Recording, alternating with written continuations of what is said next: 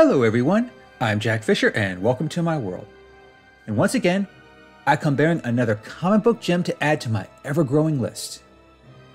However, this particular gem comes with a warning, and one I haven't had to give before. Because you see, this comic that I'm about to talk about is not for the faint of heart. If you're not into things that go deep into darkness, despair, and nihilism, then this gem might not be for you. But if you can appreciate those darker themes, or you've just made it through all 5 seasons of BoJack Horseman, you'll understand why this comic is so special. So brace yourself and your collective hopes for a brighter future, because I'm going to talk about Thanos, both the character and the solo series that ran from 2016 to 2018. Now, this was a great series overall, definitely one of the best for its time. But the true standard in this series came with Volume 3, aptly entitled Thanos Wins. Now, before I begin talking about this gem, it's necessary to make one important distinction. If you only know Thanos from the Marvel Cinematic Universe, then you probably don't understand just how purely, unapologetically evil Thanos is in the comics. Yes, MCU Thanos is plenty evil, what with wanting to kill half of all life in the universe and sacrificing his own daughter. But in the comics, there's not nearly as much complexity to the character. Historically, Thanos has been the perfect embodiment of death, destruction, and devastation to the Marvel Universe. He's not trying to save it from overpopulation. He doesn't even try making excuses for his bloodlust. Thanos is just evil, cruel, and uncaring. He admits this outright. Winning the love of Lady Death is no longer the point. The evil, malice, and cruelty, that's the point. Every other agenda and pursuit is secondary to him. But it's this third and final volume of the series that really hammers this point home. It functions as the culmination of a story that started with Thanos becoming very vulnerable and very sick, having been stripped of his powers during the events of Infinity. Much of the series follows his efforts to regain his power through something called the God Quarry. Now, that event in and itself was quite a story, but you really don't need to read it in order to appreciate the final entry of the series. Because, as the title suggests, it presents us with a story that is the true worst-case scenario for the Marvel Universe. It's a story about what happens when Thanos, the Mad Titan, actually wins. Written by Donnie Cates with art by Jeff Shaw, this comic is built around this darkest of premises. It frames this scenario as the ultimate fear of every being, be they human, superhero, god, demigod, or celestial. But it's not so much a story about how Thanos wins, as much as it is a story about the final endgame. Because when he actually succeeds in wiping out all life in the universe, what else is left for Thanos? To fully explore that daunting question, it's necessary to do a little time traveling in this story, but not in the mold of Days of Futures Past. It starts in the present with Thanos having just killed his way to the throne of the Chitauri homeworld. But that level of killing is just a Tuesday for Thanos. Things only escalate for him when he's transported to the distant future, courtesy of a fractured time stone and a new future Ghost Rider. Now, this version of Ghost Rider is quite a character in and of himself. In fact, he plays an integral part in this story as well as those that come after it. For that reason, I won't spoil who it is. I'll just say, he's one of the most colorful iterations of the character we've gotten to date.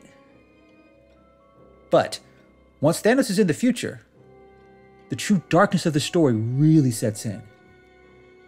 Because it's here where Thanos meets a future version of himself. A version that ultimately succeeded in all the things he's ever set out to do. This version of Thanos has killed every single one of Marvel's mightiest heroes. He's laid waste to Earth and countless other worlds. He even killed Galactus and the Celestials. How he did this is exceptionally brutal, but very much in keeping with Thanos' style. But even after inflicting all this death and suffering, even after reducing the whole universe to a barren wasteland, Thanos is still incomplete.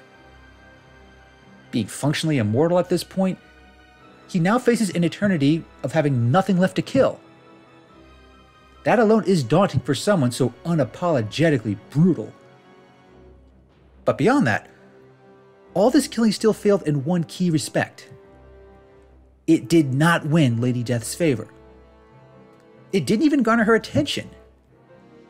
That, more than anything, drives this older Thanos madder than he already was. And the only one who could stop him at this point is, well, himself. And this is where Thanos Wins really sets itself apart, because it quickly escalates into more than just another story about the Mad Titan. Cates and Shaw really take Thanos' evil and villainy to an incredible extreme, one like anything we've seen to date. And in this dire apocalyptic state, we see in Thanos' older form that his nature never really changes. We see that no matter how much death and destruction he brings, it's never enough for him. Whether he's trying to win the love of Lady Death or just enjoying the act of unflinching cruelty, he will never be satisfied. He will never be complete. From his younger self's perspective, it's not really that jarring. Him having to fight an older version of himself is only a struggle in the sense that he's fighting someone every bit as powerful as he is, but with vastly more experience. That leads to some incredibly visceral moments, which are beautifully rendered by Jeff Shaw's artwork. It also brings us some nuance that ultimately changed the direction of Thanos' character from this point forward. Now by that, I don't mean he's become less evil or cruel. That aspect of his personality isn't affected in the slightest.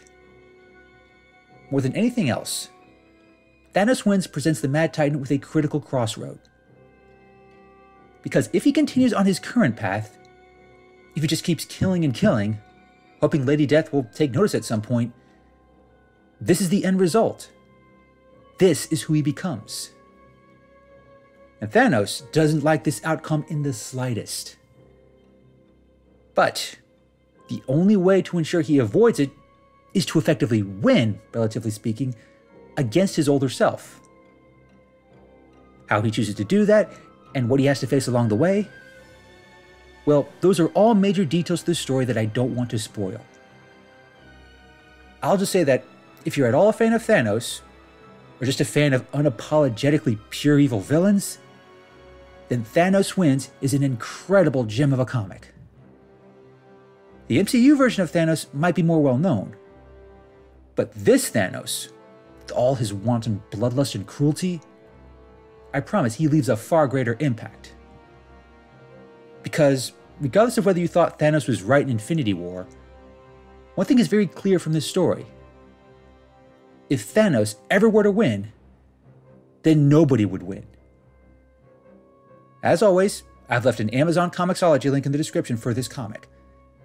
See for yourself just how far the Mad Titan's madness truly runs. Thanks for watching, everyone, and thanks for joining me in my world.